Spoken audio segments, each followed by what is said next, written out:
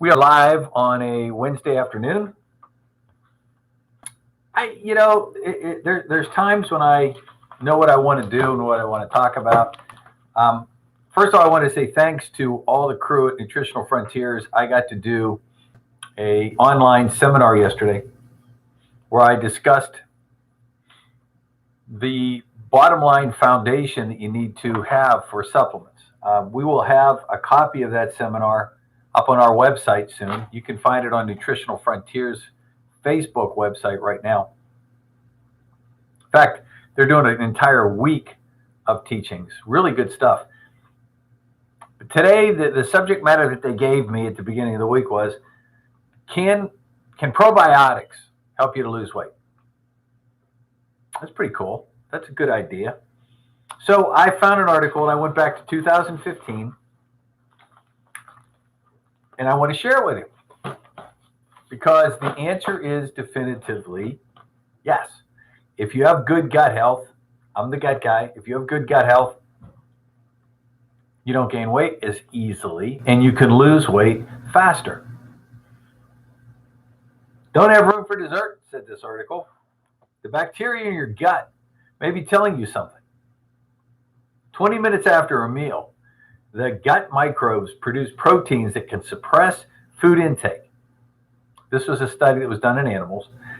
Reports a study published in the Journal of Cell Metabolism. The researchers also showed how these proteins, if they injected them back into mice and rats, act on the brain, reducing your appetite, suggesting your gut bacteria may help you to control when and how much you eat. I could end this right now. The new evidence coexists with current models of appetite control, which involves hormones from the gut signaling the brain circuits when we're hungry or done eating. That's that leptin ghrelin thing. The bacterial proteins produced by E. coli. See, we think of E. coli as a bad thing. You get it from spoiled foods or it lingered on some lettuce that you picked up at the store. But E. coli is a normal part of our gut metabolism and actually needs accentuated. It says these bacterial proteins produced by E. coli after they've been satiated. So after they know the food came down, it was enough. I'm full. The bugs are full. They send a signal to your brain. It says after they've been satiated, were found for the first time to influence the release of gut-brain signals, as well as activate appetite-regulated neurons in the brain. There are so many studies now that look at the microbiome composition in different pathological conditions, but they do not explore the mechanisms behind these, said senior author Siguel Fedosov from Royton University in France. Our study shows that the bacterial proteins from E. coli can be involved in the same molecular pathways that are used by the body to signal satiety. And now we know how an altered gut microbiome can affect this pathology. Your gut's screwed up, you're going to be hungry and munchy all the time. Mealtime brings an influx of nutrients to the bacteria in your gut. In response, they divide and replace any members lost in the development of stool. So as these bugs are digesting your food, some of them die off, leave your body in your stool, which is why we do stool analysis to give levels. The study raises an interesting theory. Since gut microbes depend on us for a place to live, it is to their advantage for populations to remain stable. It would make sense then if they had a way to communicate to the host when they're not full, promoting the host to ingest nutrients again. In the laboratories, Fedosov and his colleagues found that after 20 minutes of consuming nutrients in expanding numbers, E. coli bacteria from the gut produced different kind of proteins than they did before their feeding. The 20-minute mark seemed to coincide with the amount of time it takes for a person to begin feeling full or tired after a meal. Excited over this discovery, the researchers began to profile the bacterial proteins pre and post feeding.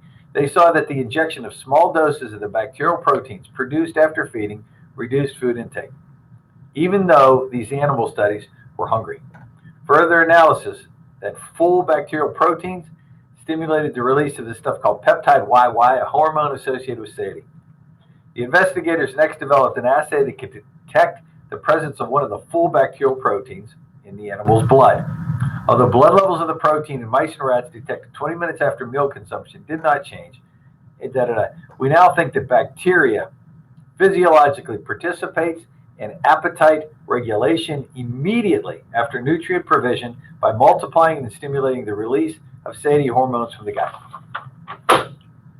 It should answer the question you should be able to figure out: when should you take your probiotics, your ultra probiotic? When? With a meal. On a continuum. I take one a day. Maybe you need to take two. Well, I'm still hungry. Maybe you need to take 3 or even 4 a day. 2 with breakfast, 2 with dinner. Till you start to feel that feedback mechanism kick in. And add a little powdered soluble fiber in a glass of water before your meal. I think you can kick it in the butt. Tomorrow we're going to talk about stored fats and how we reach this point in our body where the fat cells actually are going to the brain and screwing us up and actually causing us to be hungrier more often. The number here to the office, 678-228-8900, 678-228-8900. The website is thenutritionshop.net, THE, thenutritionshop.net. Don't forget, August 8th, which is a Saturday here in Peachtree City, Georgia, we're having our open house from 12 to 3. Wine and cheese, all kind of good food and snacks, and a little bit of teaching. But it's a chance for you to come and meet everybody at the office. We're going to have all kind of giveaways and specials. Make sure you become a part of that. Okay, anything else that's on your mind, give us a call, 678-228-8900. God bless you, folks. Have a great, healthy day. See you back tomorrow.